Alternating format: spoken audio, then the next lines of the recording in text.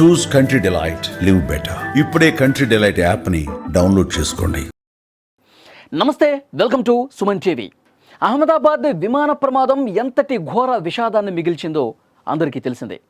ఒకే ఒక్క ప్యాసింజర్ మినహా అందరూ కూడా ఆ మంటల్లో కాలి బూడిదైపోయారు. హాస్టల్ భవనం మీద కూలటంతో హాస్టల్ భవనంలో ఉన్న వాళ్ళు కూడా దాదాపు 30 మంది వరకు చనిపోయినటువంటి పరిస్థితి. ఇంతటి ఘోర విషాదం ప్రపంచం కూడా ఒక్కసారిగా షాక్కు గురైన పరిస్థితుంది. అయితే ఈ ప్రమాదానికి సంబంధించి కొన్ని కీలకమైన విషయాలు బయటకు వస్తున్నాయి. Air craft accident investigation bureau ఒక ప్రైమరీ రిపోర్ట్ అనేది రిలీజ్ చేసింది. ఆ ప్రాథమిక నివేదికలో కొన్ని కీలకమైన విషయాలు బహిర్గతపరిచింది.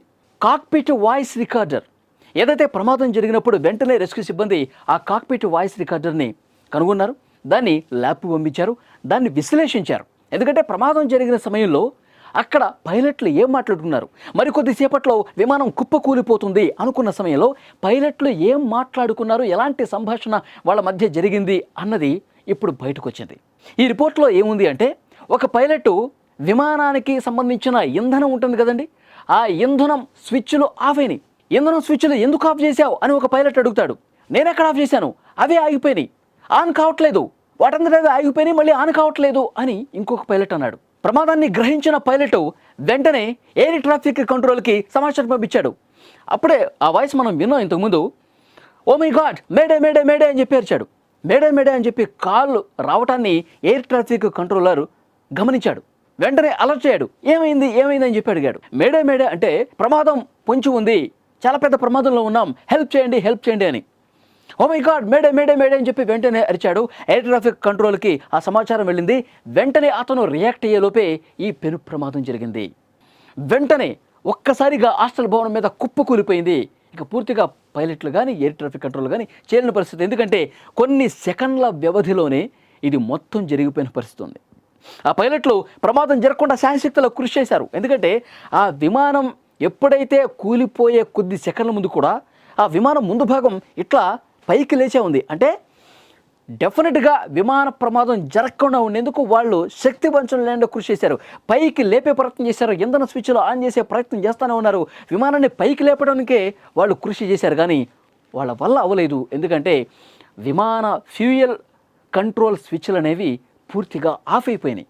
ఈ సాంకేతిక సమస్య కారణంగానే, ఇంధన స్విచ్లు ఆన్ కాని కారణంగానే ఈ ప్రమాదం జరిగింది అని ప్రైమరీ రిపోర్ట్లో చాలా స్పష్టంగా తెలియజేసింది.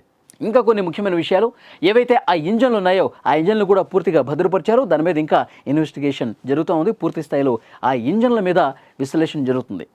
అయితే ఈ విమానంలో ఇంకా ఎలాంటి ప్రమాదకర వస్తువులేమీ ఈ ఇన్వెస్టిగేషన్లో దొరకలేదు. విమానంలో ప్రమాదకరమైన వస్తువులు ఉన్నట్టుగా కూడా మా దృష్టికి రాలేదు. ఇంకా దానికి సంబంధించిన ఆధారం ఏమీ దొరకలేదు అని కూడా ఆ రిపోర్ట్లో చాలా స్పష్టంగా ఉంది. అలాగే ఇంధనం కావచ్చు, ఆ బరువు కావచ్చు, అంతా బ్యాలెన్సింగ్గానే ఉంది, నార్మల్ స్టేజ్గానే ఉంది.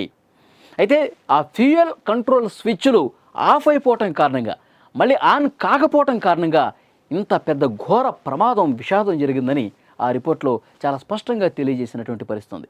ఎంత పెను విపత్తు చూడండి, ఎంత పెను విపత్తు. భారతదేశంలో విమాన ప్రమాదాలు గతంలో కూడా జరిగాయి, కానీ ఇంత భారీ ప్రమాదం ప్రపంచం మొత్తం కూడా ఒక్కసారిగా షాక్ అయిపోయినటువంటి పరిస్థితి.